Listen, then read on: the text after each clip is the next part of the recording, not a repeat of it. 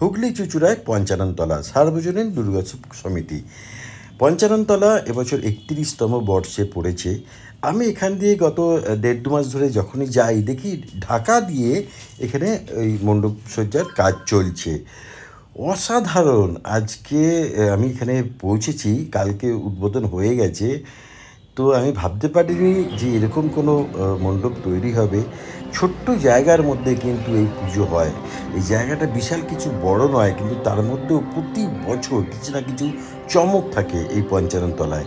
এবছরও ভিতরে যখন ঢুকবেন একটা দারুণ ফিলিংস হবে। অ্যাম্বিয়েন্স সাউন্ডও আপনার এই যে মণ্ডপ সজ্জাকে সঙ্গে মানানসই বিষয়টা। যেমনি মায়ের মূর্তি, তার অলঙ্কার এবং সেই সঙ্গে মণ্ডপসজ্জা, ইকো ফ্রেন্ডলি সমস্ত কিছু জিনিসপত্র দিয়ে এই মণ্ডপ বানানো। আমরা অবশ্যই আমি কথা বলে নেব এখানে কোনো কমিটির সদস্যের সঙ্গে। শিল্পী এখন নেই, উনি একটু বাইরে গেছেন। 2 জন শিল্পী এই মণ্ডপসজ্জা করেছেন। তো কথা বলে নেই, আসুন জানি একটু বিস্তারিতভাবে। তো অসাধারণ এখানকার মণ্ডপসজ্জা এবং এখানকার মূর্তি, ঠাকুরের মূর্তি যা রয়েছেন। তো আমি কথা বলে নেব।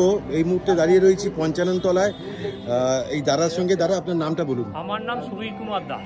আচ্ছা, আপনি সদস্য? অবশ্যই আমি একটা সদস্য, বয়স্ক সদস্য। হ্যাঁ, এবছরে কততম বর্ষ? আমাদের 31তম বর্ষ। 31তম। তো এত সুন্দর থিমটার নাম কি? থিমটার নাম হচ্ছে বিপন্নতার উৎসমুখী। মানে বিপন্নতা হতে হতে যে শেষ মধ্যে চলেছে, লাস্ট পর্যায়ে, সেই উৎসমুখ থেকে আবার ব্যাক করা।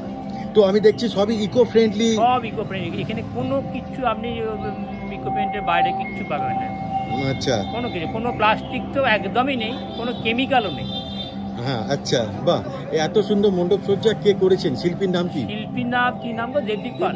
দেবদীপ পাল আর সৌরভ ঘোষ, এরা দুজন মিলে করেছেন। দুই বন্ধু, আমাদের বলতে পারে আমাদের ভাই, আমাদের সদস্য। আচ্ছা আচ্ছা, পাড়ারই সদস্য। হ্যাঁ, আর এই দাদার ছেলে দেবদীপ পালের বাবা। এরা সুপুত্র বলবো। সুপুত্র, একদম একদম অসাধারণ। আর মূর্তি শিল্পী? মূর্তিতে বিখ্যাত ভাস্কর সৈকত বসু। আচ্ছা, এই উদ্বোধন কবে? উদ্বোধন গতকাল হয়ে গেছে। গতকাল উদ্বোধন হয়ে গেছে।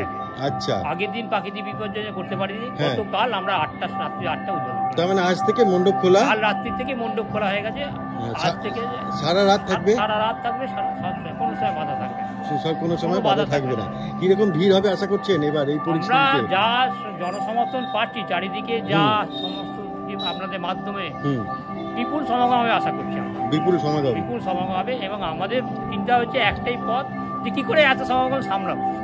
এটা একটা আশঙ্কার মধ্যে। তার জন্য জনগণকে দেখানোর জন্য করেছি। 31 বছরের অভিজ্ঞতা রয়েছে এবং আমি পঞ্চাননতলায়, আমি লোকাল ছেলে, পঞ্চাননতলা সম্পর্কে জানি।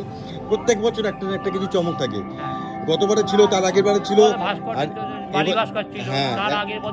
আর এবছরের চমক সব কিছুকে ছাপিয়ে গেছে।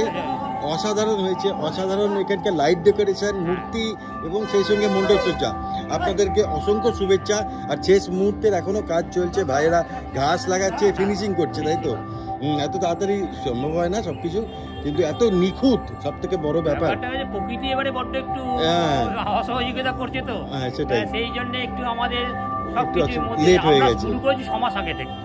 মানে এই ক্ষুদ্র ক্ষুদ্র কাজগুলো অসংখ্য পরিশ্রম বাচ্চা ছেলেরা করেছে, একদম। তাদেরকে অশেষ ধন্যবাদ আমাদের। হ্যাঁ, আর জায়গা আমাদের খুবই ছোট, ছোট জায়গা। পারিপার্শ্বিক পাড়া প্রতিবেশী সবাইকে সহযোগিতা হয়েছে, বেরোতে পারছে না তারা।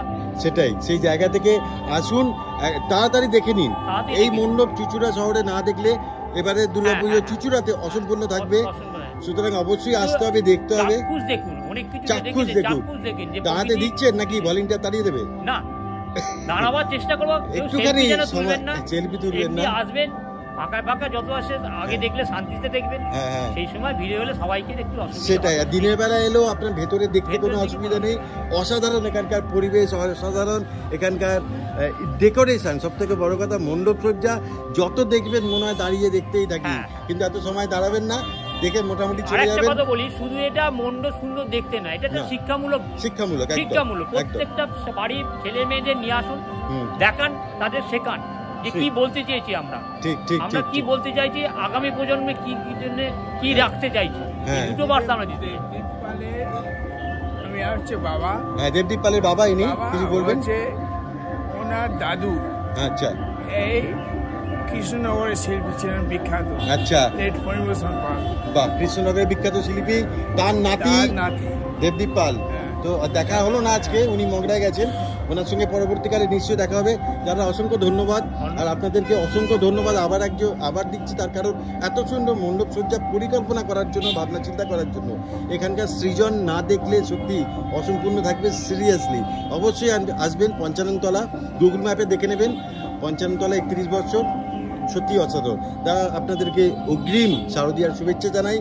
ভালো থাকবেন, সুস্থ থাকবেন, আর এরকম পঞ্চাননতলা আগামী দিনেও আমাদেরকে উপহার দিক, এটুকুই চাইবো। ভালো থাকবেন দাদা, সহযোগিতা করতে চাই আমরা। একদম, সবাই কাছে ভালো থাকুন, সবাই সুস্থ থাকুন, এই আশা করি আমরা। একদম। শিল্পী থাকলে আমি আরো ডিটেলে কথা বলতাম, এই সমস্ত খুঁটিনাটিগুলো জানতাম, কিন্তু আমার দুর্ভাগ্য শিল্পী নেই। এই সমস্ত মানে উনি কি মিন করতে চাইছেন এটা একমাত্র শিল্পীই জানেন। ওপরে কাঠের গুড়ির মতন, মানে গাছ থেকে যেরকম গুড়ি নাবে সেইখানে কোনো শিশু রয়েছে। এক্স্যাক্টলি এই মণ্ডপসজ্জা জানতে গেলে, বুঝতে গেলে শিল্পীকে অবশ্যই লাগবে, তার মুখের কথা দরকার ছিল। কিন্তু এখানকার যে আপনার দৃষ্টিনন্দন একটা ব্যাপার রয়েছে, যে দেখার একটা ব্যাপার রয়েছে, সত্যি অভূতপূর্ব। মানে যত এখানে দাঁড়িয়ে দেখবেন না, আপনার মনে হবে আরও দেখি, সিরিয়াসলি। তো পঞ্চাননতলা 31 বছর, অবশ্যই আসবেন, দেখতে ভুলবেন না, অসাধারণ। বাহ।